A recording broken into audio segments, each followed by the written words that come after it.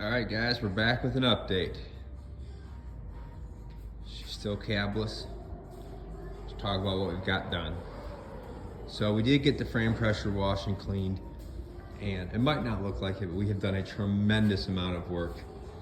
I had to kind of modify the brake lines a little bit. The factory bend is in a nice place. I just kind of had to take everything out of the clamps, move it forward a little bit. I did test fit the engine. It fit really nicely for where we wanted it. So we got that going. We made a set of mounts.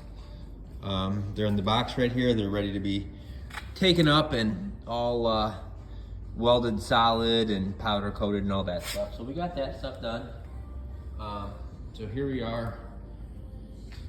We got the motor and trans put together, mated together one time, which is good.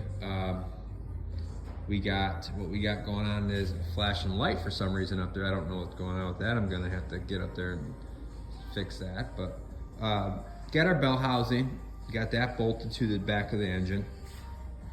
Got our clutch housing on our transmission. Got our transmission all bolted up nice and tight.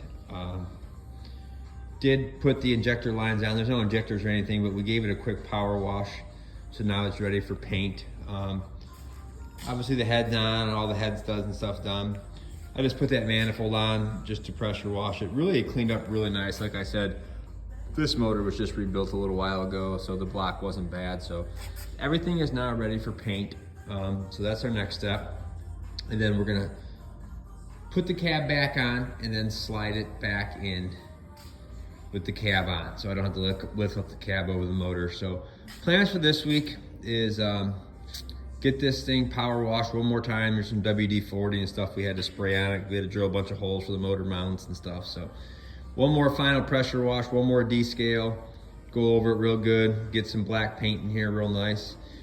Weld up those motor mounts solid that we already made, get them bolted in here, and then it's gonna be time to get the cab back on it. So what we'll do is we'll get the cab back on it. We'll get it sitting real nice. And then once the cab's on it, we can go ahead and get the motor in it. Slid in there real nice and get it bolted. So that's kind of where we're at. We're kind of hoping to have all that done by the weekend. Cab back on it, some paint on the chassis, obviously. Motor and trans, paint it all up real nice and sitting down in there. Once it's in there, gonna modify this front cross member here. This is where our mount's gonna sit. Actually, that center hole that's down there is gonna work perfect. It's gonna get a rubber bushing. We're gonna modify the back of the cross member. I'm going to notch it out. I'll reinforce it, and then it'll sit down in there real nice. So we're gonna go ahead and do that. Once it's in, I'm gonna pull that cross member out, clean it up real nice, and then it'll be sitting out. So once the motor's sitting in there and bolted in our rear mounts, then we can modify the cross member. So we're getting there. Trans is, it's a tight fit, but it fits in there. So we got our flywheel and our big clutch sitting there. A couple other gaskets sitting here to go in. These are the bushings that the motor mounts are gonna sit on. And then we got our billet tappet cover, new injectors, new gaskets, and all that kind of fun stuff. So on the 24 valve, you do need to notch the factory valve cover to clear these two studs here.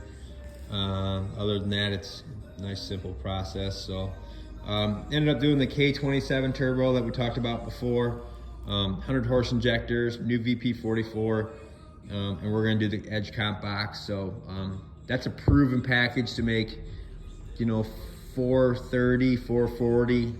You can squeeze up to 460 out of them if you run them on, the fifth setting, which we're not gonna do. We're gonna have a solid 400 horse motor. So we'll run on setting 3, which is kind of the toe tune, and with that big turbo or bigger-ish turbo, it'll keep it nice and cool, and it should be a good setup. So moving on to what else we've been doing, we got all 3 of our pedals in. We got the gas pedal in, which we used one out of a van. It worked nice. Had to drill out that bottom hole. Cable comes through, works out real nice. And then we also got the clutch pedal in. We just put that whole assembly in out of a C7500. So that worked out good. Got our air ride frames that we're not gonna use these ones. I actually have new ones coming, but just kind of did a test fit, cut the studs out in the floor. I got some soundproofing for the floor coming. We're gonna work on that too this week, hopefully. It's been a pretty busy week, but this was leaking a little bit right here. I had a little bit of fluid coming out of here, so we're going to get a new reservoir kit, master, get that done. But other than that, I mean, we're making headway. It's been busy. Pile all the mounts that we're not going to use, that will be paperweights. But we're getting there. I mean, it's been a lot of work, but a lot of small piddly things. I mean, once this thing's bolted in there for the final time, like I said, we had it in and out 3 or 4 times so far for fitment. Once it's in there for the final time, it'll be nice. It'll be good. It does fit nice. I got the drive line angle good. I think as good as it's going to be, which I think is better than it is from the factory.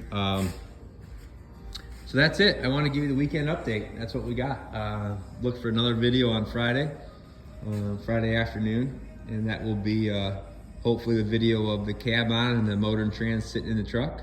But we'll go from there. All right, guys.